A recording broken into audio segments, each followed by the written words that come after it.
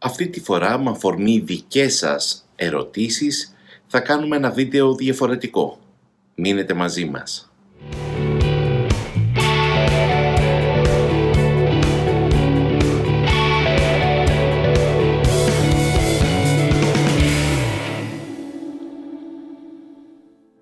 Κυρίες και κύριοι, καλώς ορίσατε και αυτή τη φορά στην παρέα μας. Δεν είναι λίγες οι φορές που συναντώ ανθρώπους είτε σε παρουσιάσεις, είτε σε άλλες εκδηλώσεις, είτε όταν έρχονται στην Μητρόπολη μου και με ρωτούν πώς μπορούμε να βοηθήσουμε στο έργο της Μητρόπολης Σικαπούρης και Άπο Ανατολής. Θα το κάνω γενικότερο, πώς μπορούμε να βοηθήσουμε, πώς μπορούμε να κάνουμε το καλό. Και το θέμα μας σήμερα είναι αυτή η ερώτηση, πώς μπορούμε να κάνουμε το καλό. Συνήθως απαντώ, ψάξτε να βρείτε μικρούς απλούς τρόπους. Και εκεί πέρα οι περισσότεροι σαστίζουν. Ξέρετε, όταν πολλές φορές λέμε θέλω να βοηθήσω, θέλω να κάνω κάτι, στο νου μας μέσα θεωρούμε ότι θα πρέπει να πάρουμε μια τεράστια, μεγάλη απόφαση και να κάνουμε κάτι εξαιρετικά διαφορετικό. Κάτι το οποίο θα εντυπωσιάσει εμάς τους ίδιους πρώτα και μετά όλους τους άλλους. Είναι κάτι σαν τη δίαιτα που λέμε από Δευτέρα θα ξεκινήσω δίαιτα. Οι Δευτέρες περνάνε όμως και ποτέ η δίαιτα δεν ξεκινάει. Στη δικιά μου περίπτωση έχω φτάσει στην Παρασκευή. Έτσι λοιπόν πολλές φορές είναι και με την ερώτηση της προσφοράς. Πώς μπορώ να προσφέρω αγάπη, πώς μπορώ να βοηθήσω. Και όσο περιμένουμε να βρούμε μια δικαιολογία να κάνουμε κάτι διαφορετικό, κάτι μεγάλο, κάτι που θα μπορούσε να κάνει την αλλαγή όπως πιστεύουμε, αυτή η αλλαγή δεν έρχεται, ούτε αυτό το τεράστιο γίνεται. Γιατί η αγάπη θέλει μικρά απλά βήματα. Δεν θέλει κάτι διαφορετικό. Δεν θέλει να πούμε ότι τα αλλάζουμε όλα.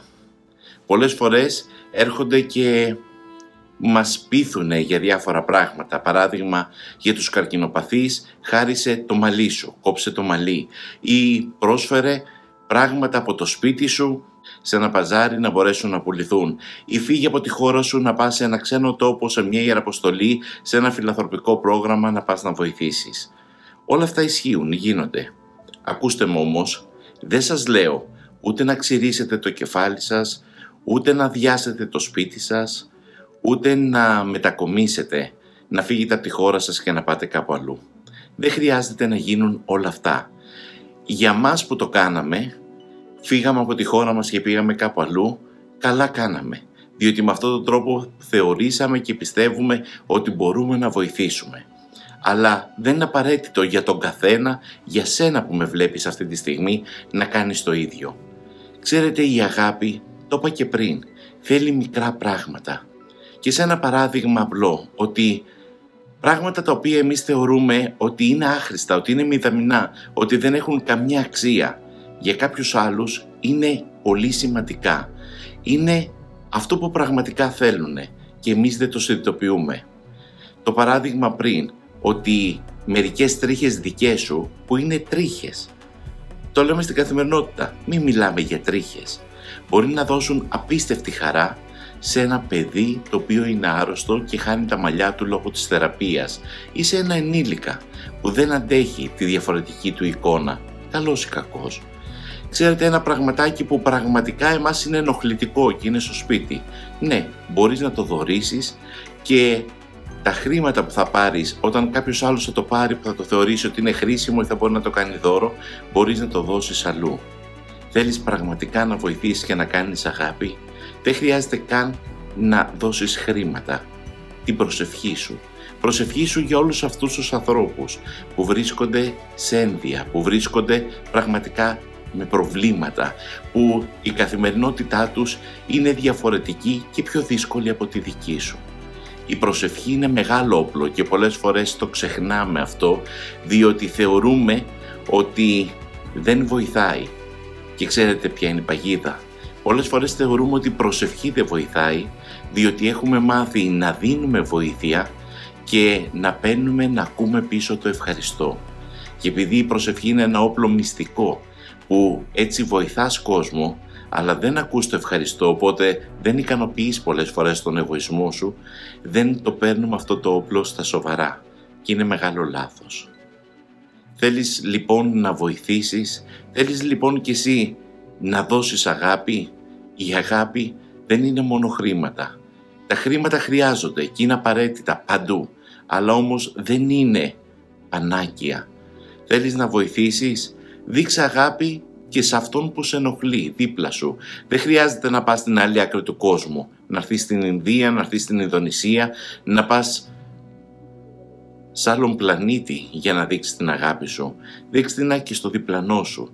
Δείξτε την και μέσα στην οικογένεια αυτή την αγάπη, κάνοντας αγάπη στα ελαττώματα των άλλων. Αλλά αν θέλεις πραγματικά να βοηθήσεις σε κάποιο ιεραποστολικό κλιμάκιο, αν θέλεις να βοηθήσεις και να δείξεις αγάπη σε κάποιο από τα φιλανθρωπικά προγράμματα, κοίταξε ότι δεν είναι μόνο απαραίτητο να κάνεις κάτι τεράστιο. Και αυτό είναι καλοδεχούμενο. Αλλά πολλές φορές τα μικρά βήματα, οι μικρές προσφορές αγάπης μπορεί να δώσουν καλύτερο αποτέλεσμα από αυτό που εσύ πιστεύεις και από αυτό που εσύ έχεις στο νου σου. Θέλεις λοιπόν να βοηθήσεις? Μπορείς να βοηθήσεις με όλους τους τρόπους. Δες τι σου είναι εσένα περιττό και παρατήρησε αν αυτό που είναι για σένα περιττό για τον άλλον είναι απαραίτητο, και μπορεί αυτό το περιττό που για σένα είναι εντελώς άχρηστο για όλους τους άλλους να δώσει πολύ μεγάλη χαρά και να δώσει μια διαφορετική ατμόσφαιρα. Ξέρετε, ένα καλός λόγος, ένα μικρό δωράκι, μια μικρή κίνηση μπορεί να αλλάξει και να φτιάξει την ημέρα των άλλων ανθρώπων. Κάπως έτσι φτιάχνει και η δικιά μας ημέρα, με την καλοσύνη και την αγάπη και όχι με την κακοκεφιά και με την παραξενιά ή με τα μούτρα. Θέλεις να δώσεις αγάπη? Προσπάθησε από μέσα σου να βρεις την αγάπη και να τη δώσεις, και θα τη δώσεις απλόχερα και τότε θα πιάσει τόπο.